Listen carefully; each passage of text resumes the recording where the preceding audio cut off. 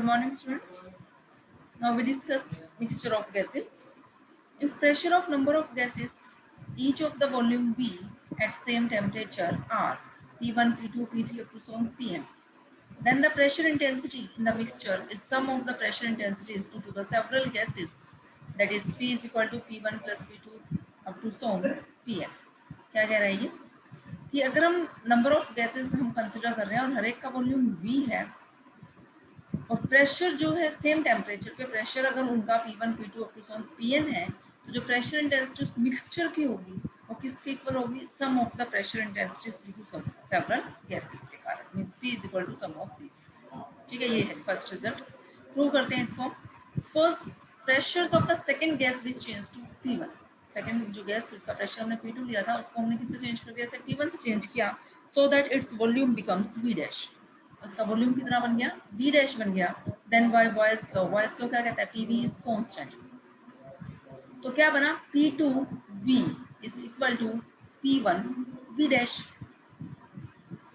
Volume तो हम क्या कह रहे हैं, हर गैस का वॉल्यूम V था, ठीक है, V कांस्टेंट चल रहा है आपका, लेकिन हम कह रहे हैं कि अगर हम प्रेशर को सेकंड गैस के प्रेशर को P2 को P1 से चेंज कर देते हैं तो वॉल्यूम इसका V डैश बन जाता है। तो क्या बन गया, प्रेशर बन गया P1, वॉल्यूम बन गया V डैश।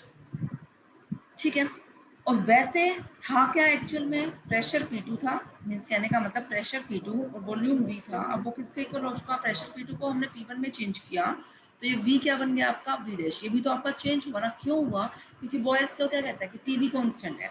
अगर P चेंज होगा लेकिन P इंटू V कांस्टेंट रहेगा तो उसके कॉरस्पॉन्डिंगली V में भी कुछ चेंज आएगा।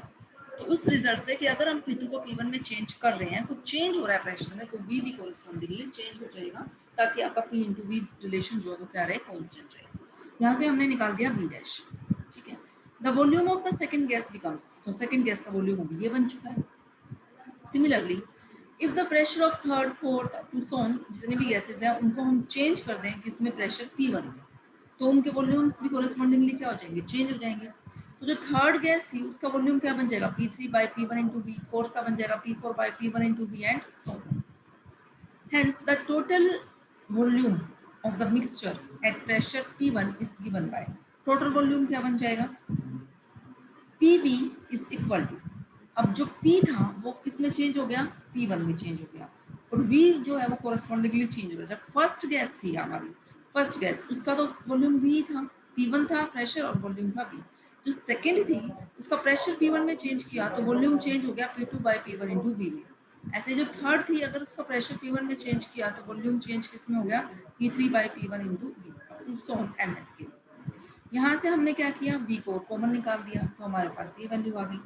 तो यहाँ से P, V से V कैंसिल हो गया तो P हमारे पास क्या आ गया, P1 से P1 कैंसिल हो गया, सॉल्व करोगे तो P आ गया P1 plus P2 plus P3 up to so. तो इसका मतलब प्रेशर जो है, जो गैसेज हमने अलग अलग मिक्स की थी, अलग अलग प्रेशर्स की, तो अगर हम क्या निकालते हैं, मिक्सचर जो गैस का एक मिक्सचर बन गया उसका प्रेशर किसके इक्वल होगा, sum of the pressures due to several gases. Second result है, ये जो आर्टिकल हम कर रहे हैं फर्स्ट सेकेंड रिजल्ट, ये इंपॉर्टेंट है, ये एग्जाम में 100% आता ही आता है कोई ना कोई पार्ट इसका। If P1 P2 P3 up to so on Pn with the pressures, ये प्रेशर है, P1 P2 P3 up to so on Vn जो है वॉल्यूम्स हैं of a number of gases at same temperature, then if P be the pressure of the mixture and V be the volume of the mixture, then we have P is equal to this। कि अगर हमने जो gases consider किए हैं उनके pressures हमने P1 P2 P3 up to so on Pn लिए हैं, वॉल्यूम्स हमने V1 V2 V3 up to so on Vn लिए हैं, सेम टेम्परेचर पे हमने उन गैसेस को मिक्स किया है। अगर P जो है, जो हमने मिक्सचर बना उनका, अगर उसका प्रेशर P है और वॉल्यूम V है तो P is equal to this, ये रिलेशन होल्ड करेगा, ये हमें शो करना है। इफ प्रेशर, अब देखो इसका प्रूफ यहाँ से शुरू हो रहा है, if pressure of second gas भी चेंज टू P1, कि अगर हम सेकंड गैस के प्रेशर को P1 में चेंज कर देते हैं तो बॉयल्स लॉ क्या कहता है कि P into V relation constant रहेगा, जैसे हम ऑलरेडी डिस्कस कर चुके हैं। तो जो इसका वॉल्यूम है वो क्या बन जाएगा, वॉल्यूम चेंज होगा अगर हम प्रेशर चेंज करेंगे, तो वॉल्यूम बन गया P2 by P1 into V2। Similarly, if pressures of third, fourth up to so on nth gases be changed to P1, then their volumes becomes correspondingly this. Hence by Boyle's law, P into V, just हमने value डालनी है P की, P जो है तो change करके हमने P1 बना ही दिया। V जो वॉल्यूम अलग अलग अब बन चुका है, फर्स्ट केस में V1 ही था, सेकंड केस गैस के लिए P2 by P1 into V2, ऐसे थर्ड के लिए अप टू सो। तो यहाँ से हमने क्या निकाल दिया, P निकाल लिया, ठीक है, क्योंकि यहाँ से जब कॉमन लेंगे तो P1 से कैंसिल होके P की वैल्यू आपकी आ जाएगी। ये रिलेशन हमें शो करना था। नेक्स्ट है कि अगर हम V1 V2 V3 up to so on Vn, अगर इन वॉल्यूम्स की गैसेस को और जिनके प्रेशर ये हैं एंड एब्सोल्यूट टेम्परेचर्स ये हैं, इनको हम मिक्स करते हैं कि PVT ये उनके प्रेशर वॉल्यूम और टेम्परेचर है उस मिक्सचर के, then PV by T is equal to P1 V1 by T1 plus P2 V2 by T2 up to so on Pn Vn by Tn, ये बनेगा रिलेशन।